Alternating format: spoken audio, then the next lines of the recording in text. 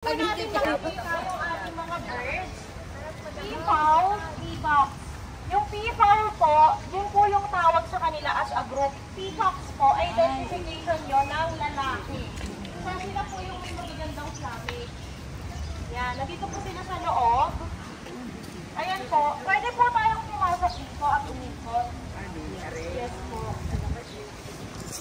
Kung makikita nyo po, yung design po ng Manila Zoo ngayon, puro may pathway po na ganyan. Kasi senior friendly po tayo.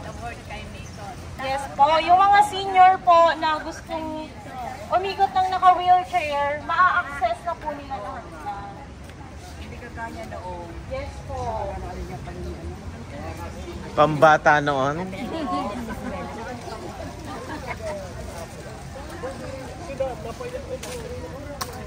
Hello. Anong ginawa mo? Masaya ka daw? Ganda ng sharing. Ang labas po nila po.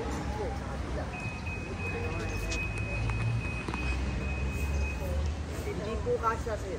Ah. Hindi kayo kasya. Opo. Tsaka po baka yung screen po. Okay. So, sige.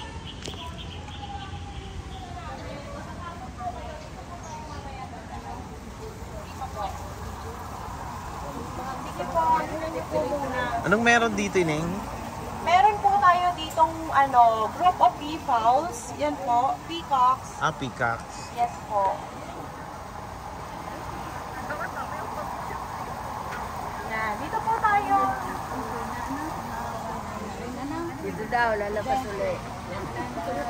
Isa po sa main attraction ng Manila Zoo, yung ating buhay na lang. Hindi katulad ng kita ng Parang kakunti ng kahayupan, ano?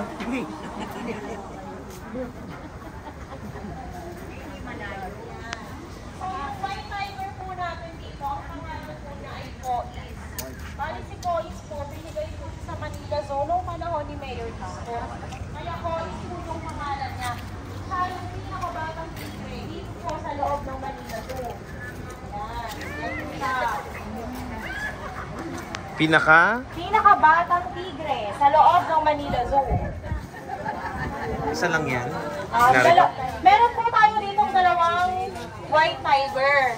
Pero si Kois po yung pinaka-friendly kasi nung dumating po siya sa Manila Zoo, 2 buwan pa lang siya. Kaya sanay po siya sa tao. Kung gusto niyo po, pwede ko po kayong ipasok sa loob. Ayan. Pwedeng ikaw muna ang una. Yes, sir. Kasi wala pa ako insurance, sir eh. Saan galing siya?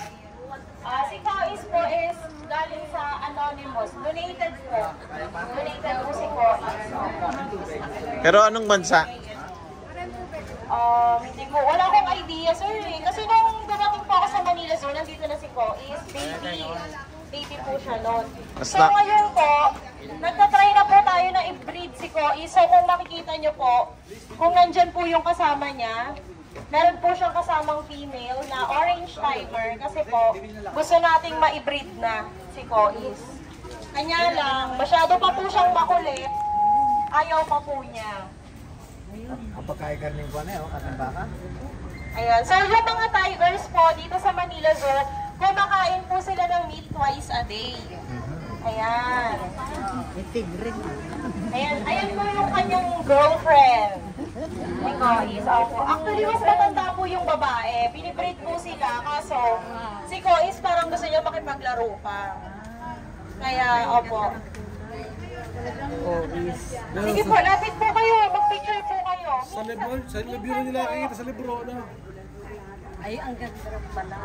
Alam niyo po ba na yung mga tigers po, kagaya po sila ng mga thumbprint natin. Hello!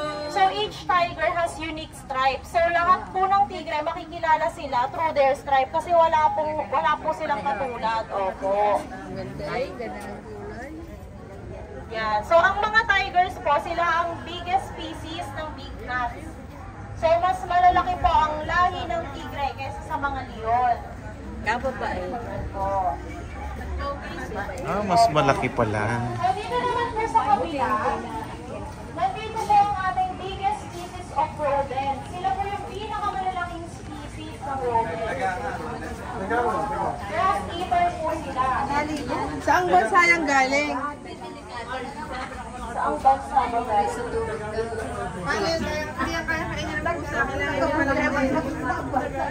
Oo nga po eh. Naku, pasensya na po kayo, pero kakatanong nyo, matatanggal po ako sa trabaho. Hindi. Ayan po, ang mga ano po, capybaras po, kung mapapansin nyo po, ayan, may mga float po sa tubig. Ano sa Tagalog yan? Ano nga, Aray? Ano lang sila sir, kilala lang namin sila as capybaras.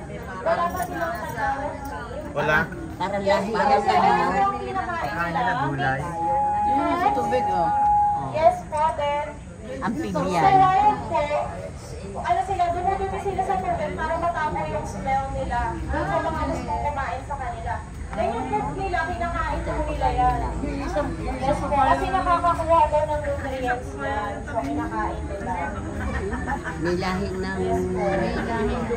Sa ibang bansa po, kinakain po yung pati nila. So, masarap po. Pero dito po sa atin, hindi po. Hindi po sila nakakain sa Yes po. Dito sa atin meron yan? Meron po sa bahay namin, maliit lang. Dito po kasi malaki. Tapos, pinost ni Sir. Yes po, yes po. Mamaya po, dito po may makikita pa rin po tayo dito yung crocodile na sumunod kay Lolong. Mas maliit po ng Are, narin yan, CR na. Baka may gusto mag-CR. Meron Yun, po tayong CR. CR dito. Yung mga gusto po mag-CR, pwede po. Are, narin yan naman CR. CR po po lang dito. The second station, CR at Manila Zoo.